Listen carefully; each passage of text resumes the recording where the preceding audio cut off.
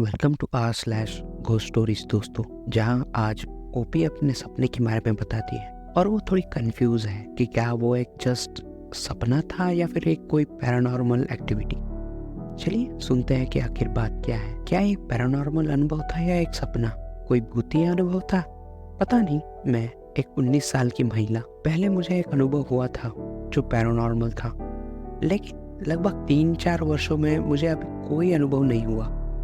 इसलिए मैं इसे कंटेक्स्ट के लिए स्पष्ट करना चाहती थी, और यदि आप सभी को इसके बारे में कहानी के लिए समय चाहिए तो मुझे बताइए, मैं बहुत खुशी से बताऊंगी। अब यह सपना कुछ ऐसा नहीं था जो कुछ हफ्ते पहले हुआ हो, यह अभी कल रात को हुआ है। मेरे पास लगातार आए हुए सपने नहीं है, बस अभी अभी हुए हैं, लेकिन मुझे लगा कि यह एक सपना था। पहली रात या उससे एक रात पहले मैंने एक सपना देखा कि मेरा वर्क स्पेस ऊपरी मंजिल के गेम रूम को बंद कर रहा है। मैं बीबीक्यू रेस्टोरेंट में काम करती हूँ और मेरे ऊपरी मंजिल पर एक बारकेड है। मैंने इसके बारे में ज्यादा नहीं सोचा, इसलिए मैं बाहर चली गई और काम करना जारी रखा। यह एक FNAF सीन जैसा लग रहा था। हर जगह 90 के दशक के शुरुआती के कंप्यूटर बिखरे पड़े थे। फिर मैं किसी कारणवश अपने घर पहुंच गई और यहाँ एक संगीत बक्सा जो मुझे गिफ्ट में मिला है, जिसमें वही गाना बज रहा था जो मैंने वहां सुना, और वो बक्सा घूम रहा था। मुझे याद नहीं आ रहा कि म्यूजिक बॉक्स पर यीशु थे या कोई देवदूत था या कोई बैलरीना थी,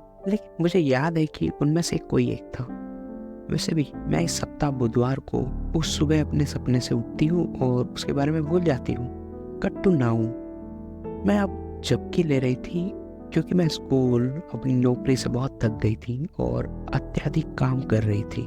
मैं कुछ घंटों के लिए सो गई थी और आखिरकार मुझे वहाँ वही सपना आया। इस बार जिस बीबी के रेस्टोरेंट में मैं काम करती थी, वह गेम रूम बंद हो गया है। अंधेरा और खाली था। ये डरावना और परेशान करने वाला था, लेकिन मैं डरी नहीं। मैं आवाजें सुनती रहती हूँ। उनमें से एक आवाज ऐसी आई कि ये पहले जैसा नहीं था, देखो तुमने क्या किया है। फिर किसी दूसरे ने मेरे सपने में कहा, क्या हम कभी इसे फिर से वापस ला पाएंगे? और इस सब के बाद सीन फिर से कट होता है और मैं घर पे होती हूँ, और वही संगीत का बक्सा जो मुझे एक रात पहले सपने में गिफ्ट में मिला था अभी भी घूम रहा है। मुझे लगता है कि सपने आपस में जुड़े हुए हैं। इसका कारण यह है कि मैंने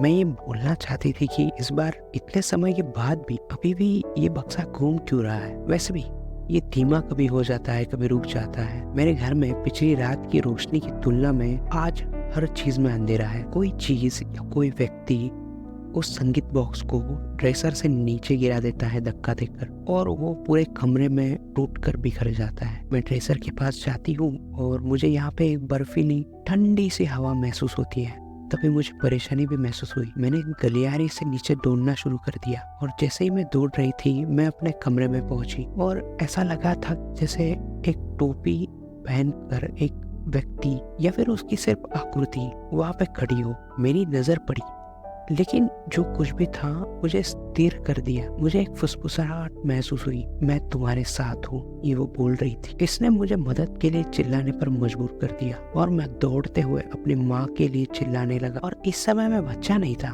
मैं उसी उम्र की हूँ। साथ ही मेरी माँ जीवित है और ठीक भी है। मुझे ये बातें कहने के लिए थोड़ा सा बेपरवाह होना चाहिए था, इसलिए मैं कह रही हूँ। अभी भी अपनी माँ के लिए चिल्लाने के बाद मैं तुरंत उठ गई और उसने कहा, मैं तुम्हारे साथ हूँ, क्योंकि ये बहुत वास्तविक लगा। मैं ठंड, कंपकपी और कराहने, दर्द, भय, इस सारी भावनाओं और रोने के साथ उठी। मैंने अपने कमरे में चारों ओर देखा, सब कुछ ठीक था, लेकिन मुझे अभी भी कुछ ठीक नहीं लग रहा। मुझे इसे रेडिट के लिए टाइप करना पड़ा, क्योंकि मैं वास्तव में डरी हुई हूँ। वर्षों से मेरे साथ ऐसा नहीं हुआ है, अचानक ऐसा हो रहा है। आपके पास कोई सलाह है? ओपी, बचपन में मुझे भी ऐसे काफी सपने आते थे, लेकिन इस उम्र में और ऐसे लगातार एक के बाद एक दिन सपने आना, ये जरूर कहीं किसी और इशारा कर रहा है। मुझे नहीं पता कि तुम्हें अभी क्या सलाह देनी चाहिए, लेकिन ये जरूर कहूंगा कि किसी से बात जरूर करो। और तुमने ये शुरुआत भी की है रेडिट से, तो दोस्तों आपको क्या लगता है, ऐसा क्यों हो रहा है ओपी के साथ? कुछ अगर आपके दिमाग में आता है तो प्लीज लिखिए कमेंट्स में। तब तक मिलते हैं नेक्स्ट एपिसोड में। Bye bye.